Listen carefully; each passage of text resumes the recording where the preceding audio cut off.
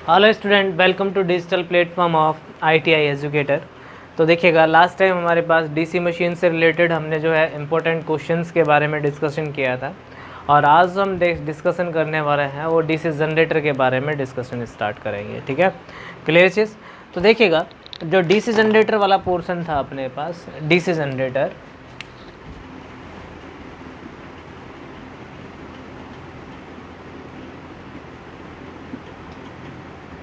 ठीक है, डीसी जनित्र, ठीक है। अब देखिएगा, एक्साइटेशन के अकॉर्डिंग, यानी कि अगर हम बात करें उत्तेजन के आधार पर जो जनरेटर होते हैं वो अपने पास कितने प्रकार के होते हैं? 3 प्रकार के होते हैं। ठीक है, सेल्फ एक्साइटेड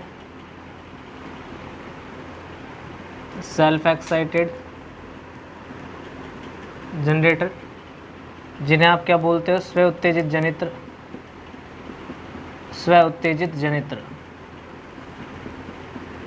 ठीक है। सेकंड होते हैं अपने पास सेपरेटली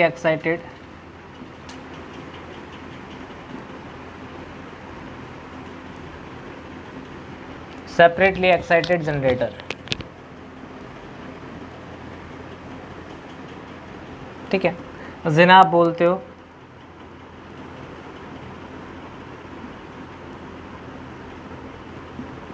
ठीक है पृथक उत्तेजित जनरेटर।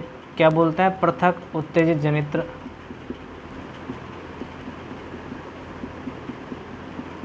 ठीक है, और थर्ड जो अपने पास होते हैं वो होते हैं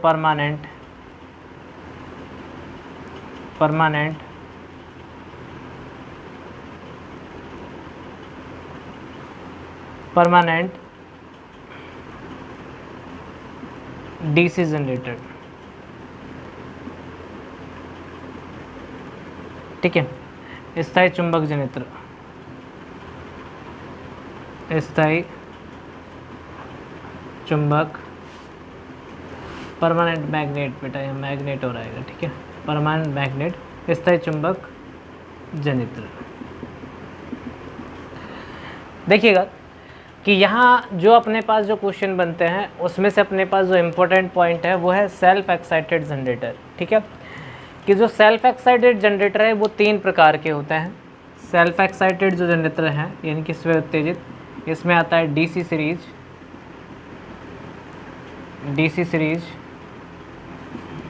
DC shunt and DC compound. ठीक है, क्लियर चीज। इसे आप क्या बोलते हो? डीसी श्रृंखला जनित्र, इसे हम बोलते हैं डीसी शंट जनित्र। ये हो गया अपने पास डीसी कंपाउंड जनित्र। क्लियर चीज, ठीक है। अब देखिएगा कि जो सेल्फ एक्साइटेड जनरेटर हैं, यहाँ अपने पास जो फील्ड है, फील्ड को स्वयं के द्वारा उत्तेजित किया जाता है, इसलिए इसे क्या कहा जाता है? सेल्फ एक्साइटेड जनरेटर कहा जाता है। ठीक है, अब यहाँ क्या होता है कि रेजिडुअल मैग्नेटिज्म की आवश्यकता होती है। किसकी? Residual magnetism. ठीक है, यानी कि अवशिष्ट चुंबकत्व। यहाँ जो हमें नीड होगी वो किसकी होगी? अवशिष्ट चुंबकत्व की आवश्यकता होगी। अगर अवशिष्ट चुंबकत्व नहीं होगा तो ये जनरेटर अपने पास EMF उत्पन्न नहीं करेंगे। क्लियर चीज़, ठीक है। तो ये क्वेश्चन पूछ लिया जाता है कि भाई अवशिष्ट चुंबकत्व की आवश्यकता किस प्रकार के जनरेटर में होती है? तो वो होती है अपने पास सेल्फ एक्साइटेशन जनरेटर में। ठीक है, क्लियर चीज़। तो ये तीनों जो जनित्र हैं वो अपने पास किस में आते हैं? सेल्फ एक्साइटेड जनित्र में आते हैं। ठीक है, क्लियर चीज़। आगे हम बात करते हैं पृथक उत्तेजित जनित्र की। ठीक है, यहाँ देखिएगा फील्ड को अलग से एक्साइटेड किया जाता है, उसके लिए अलग से एक डीसी सोर्स यूज़ किया जाता है। ठीक है, क्लियर चीज़। और जो डीसी अपने पास ली जाती है वो 110 वोल्ट यूज़ की जाती है। ठीक है, 110 से 120 के बीच में यूज़ की जाती है। ठीक है, क्लियर चीज़। तो यहाँ लिखिएगा पृथक उत्तेजित जनित्र में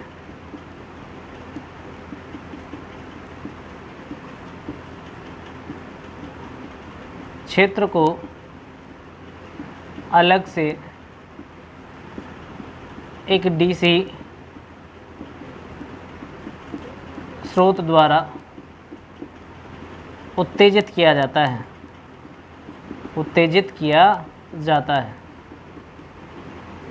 ठीक है। इसलिए इसे पृथक उत्तेजित जनित्र कहा जाता है, पृथक उत्तेजित जनित्र कहा जाता है, ठीक है। क्लियर चीज़। तो यहाँ देखिएगा कि यहाँ रेजिडुअल मैग्नेटिज्म की ज़रूरत नहीं होगी, क्योंकि अपने पास जो फील्ड है उसको एक्साइटेड किया जाता है अलग से एक डीसी सोर्स को, जिससे अपने पास क्या हो जाता है, मैग्नेटिज्म डेवलप हो जाता है। और जब अपने पास कोई भी अपने पास कंडक्टर यानी कि धारावाही चालक, या जब अपने पास कंडक्टर को हम रोटेट कराते हैं तो अपने पास क्या होता है कि इसमें ईएमएफ जनरेट होने लग जाता है, ठीक है। और यदि अपने पास इस फील्ड में धारावाही चालक को रोटेट कराते हैं तो अपने पास क्या होता है, धारावाही चालक है तो उस पर अपने पास यानी कि कोई कंडक्टर है, देखिए दोनों चीज़ समझते हैं अपने पास। अगर जनरेटर होगा तो यहाँ फील्ड होगी, तो यहाँ अपने पास इसको रोटेट कराएंगे तो इस कंडक्टर में ईएमएफ उत्पन्न हो जाएगा। और मोटर होगी तो अपने पास ये अपने पास फील्ड होगी और यहाँ अपने पास ये धारावाही यानी कि यहाँ सप्लाई मिलेगी इसको, और इस पर अपने पास फोर्स लगेगा, ये घूमने लग जाएगा। क्लियर चीज़, ठीक है, क्लियर। तो यहाँ क्या होगा, अपने पास जो है अवशिष्ट चुंबकत्व की ज़रूरत नहीं होगी किसमें, सेपरेटली एक्साइटेड में। और परमानेंट मैग्नेट जनरेटर जो है यहाँ अपने पास क्या है, फील्ड के लिए जो यूज़ किया जाता है डीसी को यूज़ किया जाता है, डीसी मैग यानी कि चुंबक, स्थायी चुंबक यूज़ की जाती हैं, और इनके द्वारा जो ईएमएफ उत्पन्न होता है वो बहुत कम वोल्टेज का होता है, इसलिए इनका उपयोग बहुत कम किया जाता है, ठीक है, क्लियर। तो मेन मोटिव जो रहेगा अपने पास वो इन जनरेटर से रिलेटेड आपके क्वेश्चन पूछे जाएंगे। तो फर्स्ट जो हम देख रहे हैं वो देख रहे हैं डीसी सीरीज जनरेटर, ठीक है, क्लियर चीज़, डीसी सीरीज जनरेटर। तो देखिएगा डीसी सीरीज जनरेटर जो है वहाँ यहाँ से किस प्रकार के क्वेश्चन आपके एग्जाम में बन सकते हैं, ठीक है।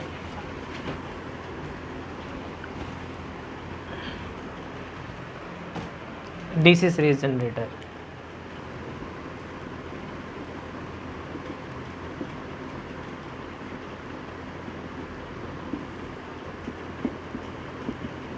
डीसी श्रेणी जनरेटर,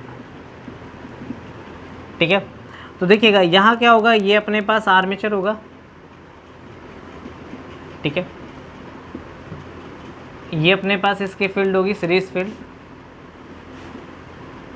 ठीक है, और ये होगा अपने पास लोड यानी कि भार, ठीक है। ये जनरेटेड ईएमएफ होगा इजी, ठीक है। यहाँ इसका जो रेजिस्टेंस मान लेते हैं फील्ड का वो RSE, यहाँ जो ड्रॉप होगा उसको VSE मान लिया, ठीक है, क्लियर चीज़। और ये जो टर्मिनल वोल्टेज होगा यानी कि लोड वोल्टेज बोल सकते हो या फिर टर्मिनल वोल्टेज भी बोल सकते हो, ठीक है, क्लियर। यहाँ से जो करंट फिल होगा वो होगा अपने पास आर्मेचर करंट, ठीक है, क्लियर चीज़। तो यहाँ इसे मैं क्या लिख देता हूँ, टर्मिनल वोल्टेज यानी कि V मान लेते हैं, लोड वोल्टेज जो है। अब यहाँ से यहाँ तक अगर आप KCL लगाएं, ठीक है, तो यहाँ सबसे पहले आएगा EG, ठीक है, माइनस देखिए यहाँ आर्मेचर का जो रेजिस्टेंस है वो भी हम कंसिडर करेंगे, तो होगा IA माइनस, ठीक है, यहाँ जो ड्रॉप होगा वो होगा ISE RSE, और ये माइनस का V इक्वल्स टू क्या होगा 0। तो यहाँ अगर देखें तो EG इक्वल्स टू जो आ जाएगा आपके पास वो आ जाएगा V प्लस IA RA। तो देखिए सीरीज़ में है तो दोनों करंट बराबर होंगे, तो इसको मैं सीरीज़ करंट को क्या लिख सकता हूँ, ठीक है। तो यहाँ देखिए तीनों करंट बराबर होंगे, IL ISE और IA, क्योंकि सीरीज़ में है, ठीक है। तो यहाँ अपने पास मैंने क्या लिख दिया, इसको आर्मेचर करंट ही। अब देखिए फील्ड का जो सीरीज फील्ड जो अपने पास है इसका जो रेजिस्टेंस और नियर अबाउट हम 0 लेके चलते हैं, तो यहाँ जो EG हो जाएगा आपके पास वो हो जाएगा क्या, V प्लस IA R, ठीक है। तो ये जनरेटेड ईएमएफ का फॉर्मूला है, ठीक है। यहाँ से जो आपसे क्वेश्चन पूछा जाता है एग्जाम में तो दोनों का लिंक करके पूछ लिया जाता है कि जो बैक ईएमएफ है और जनरेटेड ईएमएफ, ठीक है, दोनों में अपने पास क्या है कि अंतर बताइए।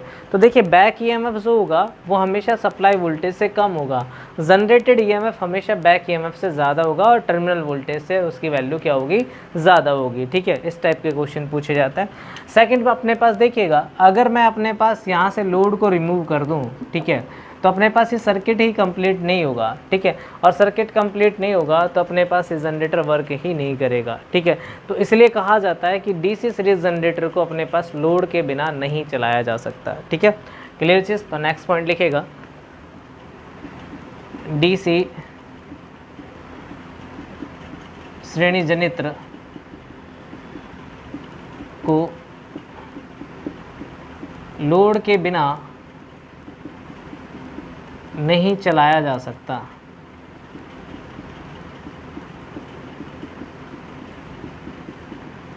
ठीक है, क्लियर चीज़।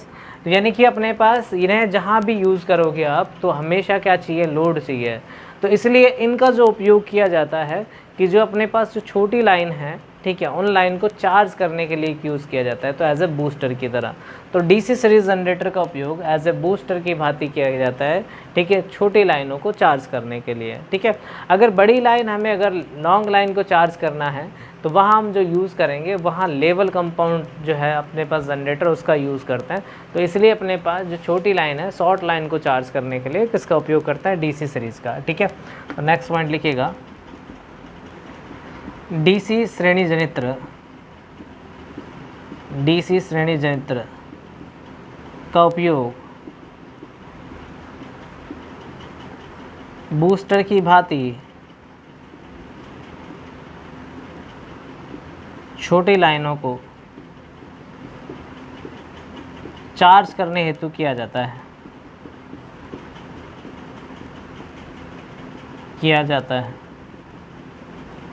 ठीक है, क्लियर चीज़। अब देखिएगा जो डीसी सीरीज जनरेटर है ये अपने पास लोड के बिना नहीं चलेगा। सेकंड अपने पास जो यूज़ करेंगे अपने पास एज ए बूस्टर की भांति इसका यूज़ करेंगे। और इसकी जो सीरीज फील्ड वाइंडिंग है उसके लिए अगर हम तार की बात करें तो देखिए यहाँ ड्रॉप कम से कम होना चाहिए, तो RSC का मान क्या होना चाहिए, कम से कम होना चाहिए। और ये कम कैसे हो सकता है, रो L/A, एरिया ज़्यादा होना चाहिए, लेंथ कम होनी चाहिए। तो यहाँ जो सीरीज फील्ड वाइंडिंग के लिए अपने पास तार लेंगे वो मोटे तार व कम लपेटों का उपयोग करेंगे। ठीक है, तो यहाँ पे ये पॉइंट लिख सकते हैं, श्रेणी फील्ड वाइंडिंग के लिए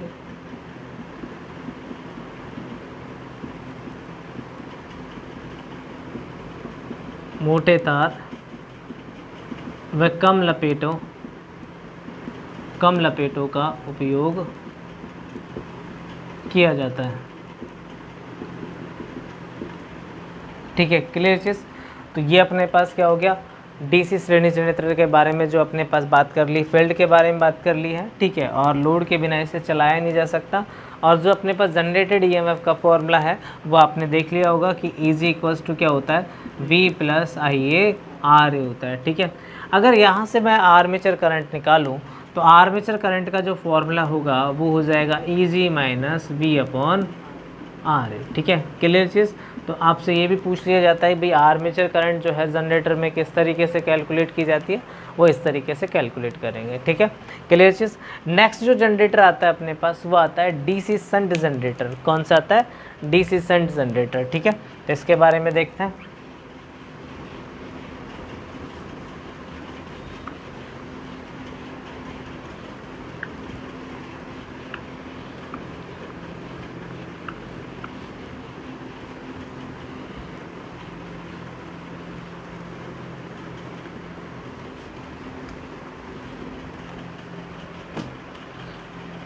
देखिए अगर डीसी शंट जनरेटर की बात करूं मैं, डीसी शंट जनरेटर,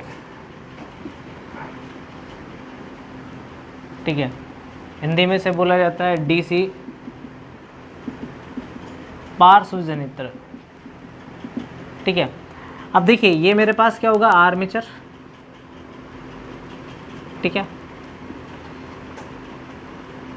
क्लियर चीज। और ये हो गई अपने पास फील्ड,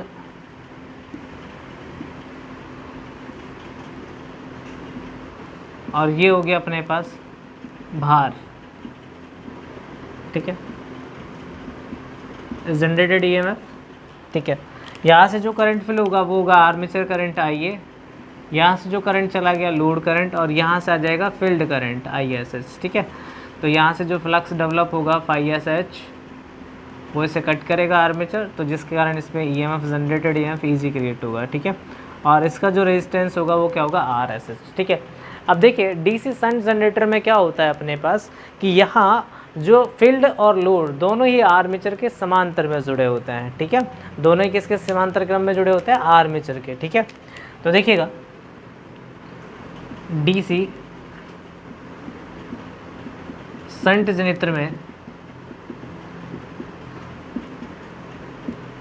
फील्ड व लोड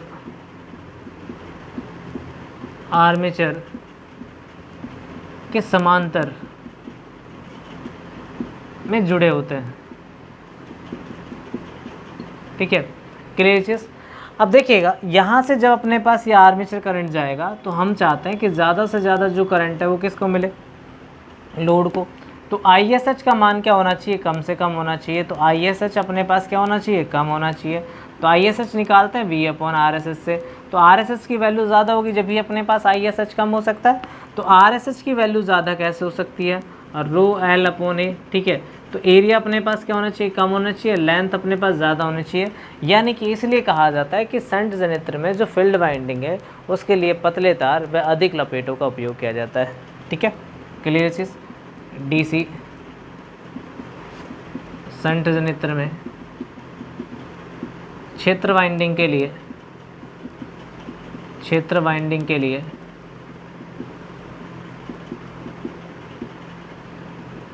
पतले तार व अधिक लपेटों का उपयोग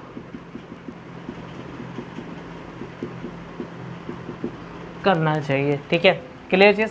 अब देखिए यहाँ से अगर मैं आर्मेचर करंट कैलकुलेट करना चाहूँ, ठीक है, तो आप कैलकुलेट कर सकते हैं। तो इस वाले पॉइंट पर आप क्या लगा सकते हैं, ठीक है, किरचॉफ का करंट लॉ लगा सकते हो। तो इनकमिंग करंट कौन सा है अपने पास, आने वाला करंट कौन सा है, IA, जाने वाले करंट कौन से, IL प्लस ISH। ठीक है, तो ये हो जाएगा अपने पास क्या, आर्मेचर करंट जो है कैलकुलेट करने का फॉर्मूला, आर्मेचर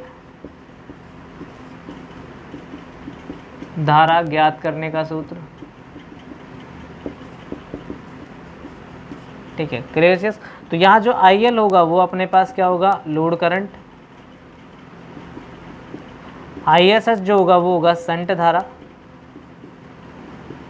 ठीक है, और IA जो होगा वो होगा मेरे पास आर्मेचर करंट, क्लियर चीज। ठीक है, अब देखिएगा ISH आप किस तरीके से कैलकुलेट करोगे, डायरेक्ट इस फॉर्मूले से कैलकुलेट कर लोगे, क्लियर चीज़।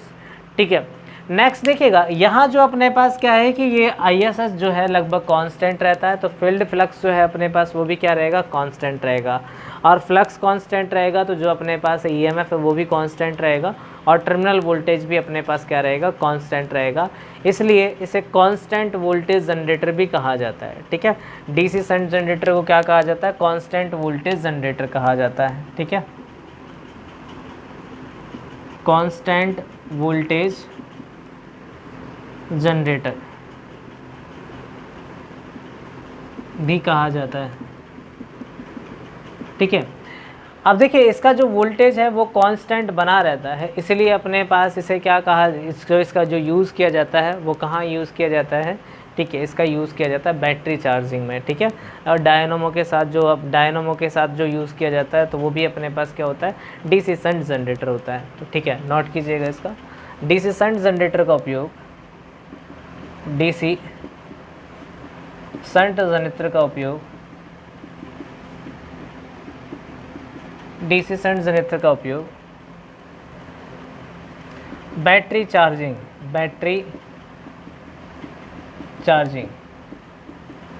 में किया जाता है। ठीक है, क्लियर चीज़। अब देखिएगा कि यहाँ जो अपने पास जो लोड है, इसमें अगर लोड को हम इंक्रीज़ करें तो लोड अगर अपने पास 125% से ज़्यादा होता है तो इसकी जो कैरेक्टरिस्टिक है वो टर्न बैक हो जाती हैं, वापस लौटने लगती हैं। ठीक है, तो यानी कि जो लोड करंट है उसका मान अगर 125% से ज़्यादा कर दें तो वहाँ अपने पास इसकी कैरेक्टरिस्टिक जो है वो टर्न बैक हो जाती हैं। इसलिए कहा जाता है कि पूछ भी लिया जाता है कि टर्न बैक कैरेक्टरिस्टिक अपने पास किस जनरेटर की होती हैं। तो टर्न बैक कैरेक्टरिस्टिक अपने पास DC शंट जनरेटर की होती हैं। ठीक है, तो लिखिएगा यहाँ पर DC शंट जनित्र की कैरेक्टरिस्टिक्स टर्न बैक होती हैं जब भार धारा का मान 125% से अधिक हो, ठीक है, अधिक हो। तो ये कुछ इंपॉर्टेंट क्वेश्चन थे जो अपने पास डीसी शंट जनरेटर से रिलेटेड थे। नेक्स्ट जो अपने पास आता है, नेक्स्ट जनरेटर आते हैं अपने पास कंपाउंड जनरेटर, ठीक है। अब कंपाउंड जनरेटर जो है अपने पास, वो भी अपने पास कितने प्रकार का होता है, 3 प्रकार का होता है, ठीक है। अब उसमें भी कौन सा, कुमुलेटिव कंपाउंड। अगर इसके अपने पास फ्लक्स जो कैटेगरी है उसमें पहले दो कैटेगरी में इन्हें डिवाइड किया जाता है, एक तो डिफरेंशियल कंपाउंड, एक होता है कुमुलेटिव कंपाउंड। कुमुलेटिव कंपाउंड को हम जो डिवाइड करते हैं वो 3 पार्ट्स में डिवाइड कर देते हैं। एक होता है ओवर कंपाउंड, एक होता है अंडर कंपाउंड, ठीक है, और एक होता है अपने पास लेवल कंपाउंड, ठीक है। तो यहाँ जो टर्न जो चेंज किए जाते हैं वो सीरीज फील्ड के चेंज किए जाते हैं, तो पूछ भी लिया जाता है आप लोगों से, ठीक है। तो नेक्स्ट जो है अपने पास कंपाउंड जनरेटर के बारे में बात करते हैं।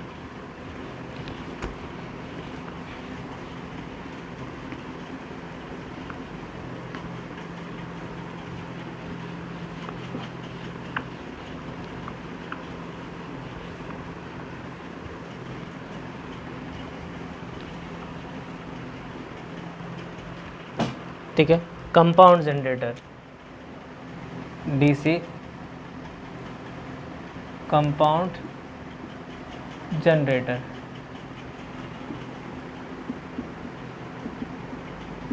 डीसी कंपाउंड जनरेटर, ठीक है। अब देखिए डीसी कंपाउंड जनरेटर की अगर मैं बात करूं तो डीसी कंपाउंड जनरेटर जो है अपने पास ये 2 टाइप्स के होते हैं। एक होता है अपने पास कुमुलेटिव कंपाउंड,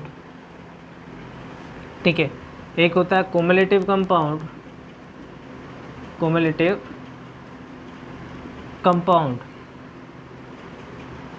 दूसरा होता है डिफरेंशियल कंपाउंड, डिफरेंशियल कंपाउंड, ठीक है, क्लियर चीज। इसे बोलते हैं हम योगात्मक मिश्र जनित्र, योगात्मक मिश्र जनित्र, ठीक है, क्लियर चीज। इसे बोलते हैं विभेदक मिश्र जनित्र, विभेदक मिश्र जनित्र, ठीक है, क्लियर चीज। अब यहाँ देखिएगा कि जो सीरीज फील्ड है और शंट फील्ड है दोनों को इस प्रकार से अपने पास कनेक्ट किया जाता है कि दोनों का जो फ्लक्स है वो एक दूसरे को अपने पास क्या करता है, असिस्ट करता है, ठीक है, यानी कि अपने पास क्या करता है, उन दोनों को जोड़ता है, यानी कि दोनों का जो फ्लक्स है वो अपने पास क्या हो, योग के बराबर हो, ठीक है, क्लियर चीज। यानी कि नेट जो फ्लक्स होगा वो होगा अपने पास एडिटिव होगा शंट फ्लक्स का और सीरीज फ्लक्स का, क्लियर चीज। ये अपने पास किस में होगा, कुमुलेटिव कंपाउंड में, इस तरीके से एडिशन होगा। और यहाँ अपने पास क्या होगा, डिफरेंशियल कंपाउंड में जो नेट फ्लक्स होगा फाई, वो होगा phi S H minus phi S E, ठीक है, क्लियर चीज़। तो यानी कि सीरीज फील्ड और शंट फील्ड इन दोनों को इस तरीके से अपने पास अरेंज किया जाता है कि जो अपने पास है कि दोनों जो कि वाइंडिंग का जो फ्लक्स है एक दूसरे का अपोज करे, ठीक है, यानी कि अपने पास करंट की डायरेक्शन अपोजिट होगी, ठीक है, क्लियर चीज़। अब यहाँ भी इन्हें अपने पास क्या है कि किस 2 मैनर में जो अपने पास कनेक्शन जो होते हैं 2 प्रकार के, वहाँ अपने पास एक होगा लॉन्ग शंट, ठीक है, एक होगा लॉन्ग शंट और एक होगा अपने पास शॉर्ट शंट, ठीक है, क्लियर चीज़, शॉर्ट शंट, ठीक है, क्लियर चीज़। अब देखिएगा लॉन्ग शंट और शॉर्ट शंट वो डिपेंड करता है कि अपने पास देखिए लॉन्ग शंट में अपने पास क्या हो जाएगा कि जो सीरीज फील्ड है वो एक्साइटेड हो जाती है अपने पास आर्मेचर करंट से, और जो अपने पास शॉर्ट शंट होगा उसमें अपने पास वो एक्साइटेड होती है लोड करंट से, बस दोनों में डिफरेंस इतना सा होता है, ठीक है। अगर आपको क्या है कि फ्लक्स को अरेंज करना हो आर्मेचर करंट के अकॉर्डिंग, ठीक है, तो आप क्या करोगे, लॉन्ग शंट प्रीफर करोगे, और यदि लोड करंट के अकॉर्डिंग अपने पास चेंज करना हो तो यूज़ करेंगे अपने पास शॉर्ट शंट, ठीक है। वो डिपेंड करता है एप्लीकेशन आपको कौन सी रिक्वायरमेंट है, ठीक है, क्लियर चीज़। अब यहाँ देखिएगा इसमें अपने पास इसे डिवाइड किया जाए तो अगर बनाया जाए तो 3 पार्ट्स में इसे बना दिया जा सकता है, ठीक है। एक होता है अपने पास ओवर कंपाउंड, ठीक है, एक होता है लेवल कंपाउंड, और एक होता है अंडर कंपाउंड, ठीक है। अब देखिए अगर जनरेटेड वोल्टेज अपने पास ग्रेटर देन हो जाए अपने पास टर्मिनल वोल्टेज से, ठीक है, तो वो तो हमेशा होता है, ग्रेटर देन हो जाए लोड वोल्टेज से तो वो अपने पास ओवर कंपाउंड, अगर ये दोनों अपने पास बराबर हो तो लेवल कंपाउंड, अगर ये अपने पास अगर कम हो तो इसे बोलते हैं हम अंडर कंपाउंड, क्लियर चीज़। जो सबसे अच्छा जो अपने पास जनरेटर होता है वो अपने पास क्या होता है, लेवल कंपाउंड, क्योंकि इसका जो वोल्टेज रेगुलेशन है 0 होता है, ठीक है, क्लियर चीज़। आपसे पूछा जाए कि किस जनरेटर का जो वोल्टेज रेगुलेशन 0 होता है तो वो लेवल कंपाउंड का होता है।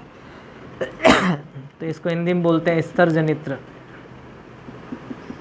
स्तर जनित्र का विभव नियमन शून्य होता है, शून्य होता है।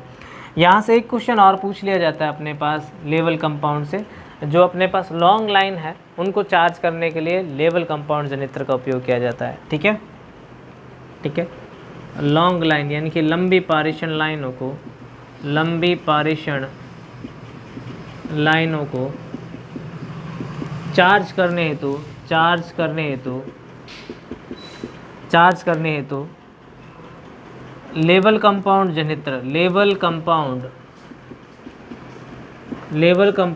जनित्र का उपयोग किया जाता है। ठीक है, क्लियर चीज़। तो देखिएगा यहाँ से अपने पास ज़्यादा इतने हैवी क्वेश्चन नहीं बनते आपके, कि जो क्वेश्चन बनते हैं वो अपने पास क्या है कि एक तो वोल्टेज रेगुलेशन से लेके क्वेश्चन बन जाता है, सेकंड अपने पास जो क्वेश्चन अपने पास जो एप्लीकेशन है उनके बारे में। तो देखिए डिफरेंशियल कंपाउंड जो है इसमें अपने पास फ्लक्स कम होगा, तो फ्लक्स कम होगा तो वोल्टेज जो होगा डेफिनेटली कम होगा, बैक जो जनरेटेड ईएमएफ है वो कम होगा, और कम होगा तो अपने पास क्या होगा। तो यहाँ देखिए पावर की बात करूँ मैं, पावर जो होती है वो होती है E इक्वल्स टू IA। तो यहाँ अगर मैं अपने पास करंट आर्मेचर करंट निकालूँ P इक्वल्स टू EG, अगर EG कम होगा तो आर्मेचर करंट दैट मीन्स क्या होगा, हायर होगा। क्लियर चीज़, यानी कि वोल्टेज हाई है तो करंट वोल्टेज हाई है तो करंट लो होगा, और यदि मेरे पास वोल्टेज लो है तो करंट क्या होगा, हाई होगा। तो वेल्डिंग में हमें क्या चाहिए होता है, करंट ज़्यादा चाहिए और वोल्टेज कम चाहिए, इसलिए डिफरेंशियल कंपाउंड जो जनित्र है इसका उपयोग कहाँ किया जाता है, वेल्डिंग में किया जाता है। ठीक है, क्लियर चीज़। इस जनित्र का उपयोग